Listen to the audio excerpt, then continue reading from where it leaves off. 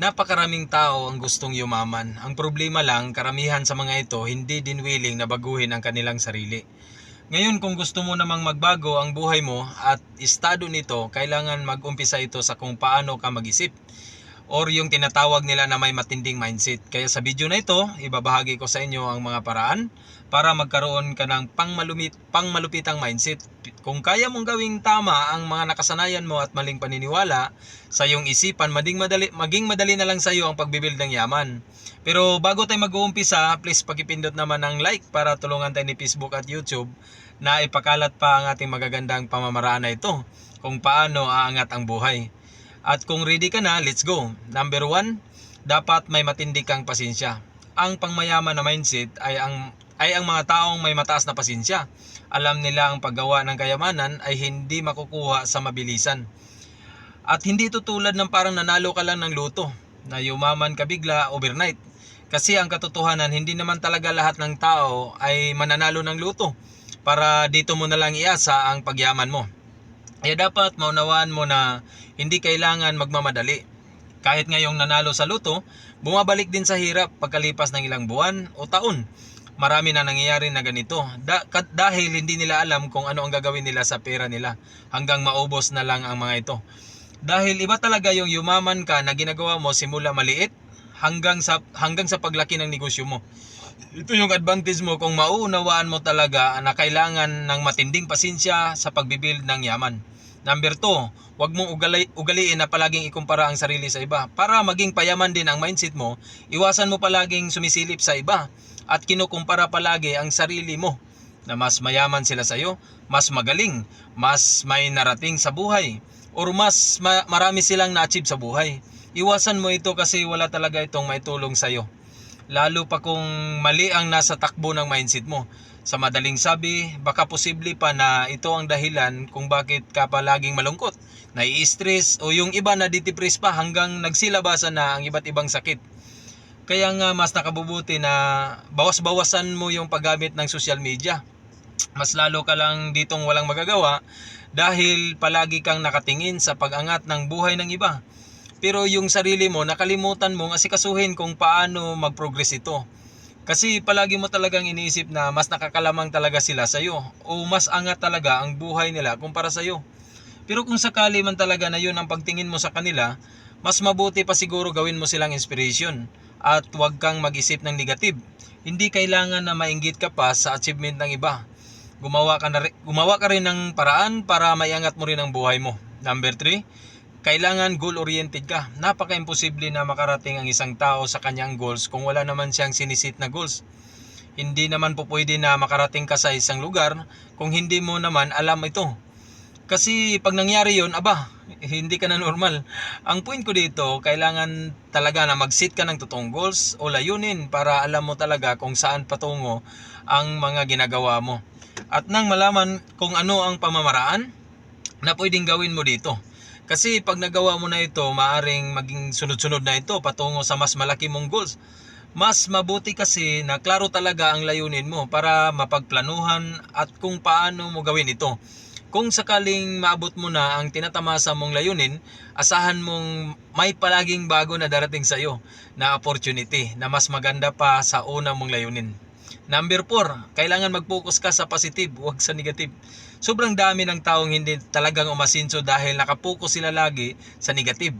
Mga katagang baka malugi tayo, baka walang bibili, baka mawalan lang tayo.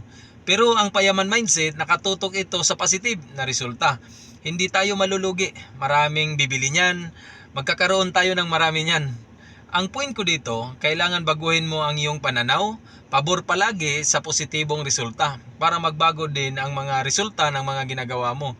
Alam ko kaya mo naman gawin yan dahil meron ka namang choice na pumili. Kaya piliin mo na yung positive palagi. Kasi kung lagi ka na lang talagang nag-iisip ng negative, wala ka talagang mauumpisahan nito kahit isa. Kasi ang role ng negative na pag-iisip ay kinukontra niya ang mga magagandang idea na pumapasok sa isip mo. Lagi kang takot, lagi kang nagdududa, kaya ano pa ang ini-expect mo sa pag-iisip ng negative? Sa buong buhay ko, wala yata akong nakitang tao na negative mag-isip na nagtagumpay sa buhay. At ito pang matindi, ang taong negative mag-isip, palagi itong nakakakita ng problema. Yung tipong problema na nga yung isang bagay, nahahanapan pa rin niya ng panibagong problema. Kasi yun nga ang palaging nasa isip niya. Kaya ang nangyari, ang problema, nanganak pa ng maraming problema. Huwag mo kalimutan, ang magagandang opportunity ay para lang sa mga taong positive mag-isip. Number 5, kalimutan mo na ang nakaraan. Past is past, ika nga. Tulungan mo ang sarili mo na makalimutan ang nakaraan. Huwag mong gawing paulit-ulit sa utak mo yung mga nangyayari sa nakaraan. Yung mga pagkakamali mo, yung mga dating problema, natapos naman na.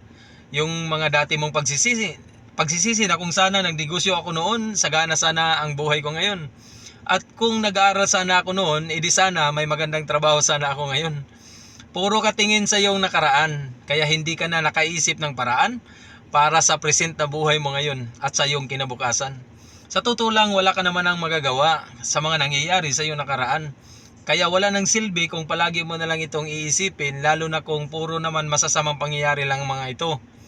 Wala na itong may tulong sa iyo. Mas mabuti mong gawin, tumingala ka sa taas, humingi ka ng guide at ayusin mo na ang buhay mo. Kasi kung hindi na may babalik ang nakalipas, nasisigurado ko naman sa iyo na ikaw ang gagawa para sa buhay mo ngayon at para sa buhay mo bukas. Forget the past. Number 6, dapat willing kang matuto. Ang payaman mindset na tao ay palaging willing ito matuto. Naniniwala kasi ang mga taong ito na isa sa paraan para mas aangat pa ang buhay ay ang tuloy-tuloy na pagtuklas sa mga bagong kaalaman. Kasi kailanman hindi aangat ang buhay mo kung wala kang ginagawa. Hindi aangat ang buhay mo kung wala kang inaral ng mga bagong kaalaman o mga kakaibang kaalaman. Kailangan babaan mo ang pride mo at marunong ka dapat makinig sa mas may alam sa iyo. Huwag kang piling magaling kung gusto mong umunlad sa buhay. Marunong magpakumbaba. Dahil minsan ang buhay, may mga taong mas mababa pa ang katayuan ng buhay kumpara sa iyo, pero mas maraming idea. Hindi lang nila mai-execute dahil kapos sila sa puhunan. Na kung sakaling mai-advise sa iyo, pwede mo nang gawing negosyo.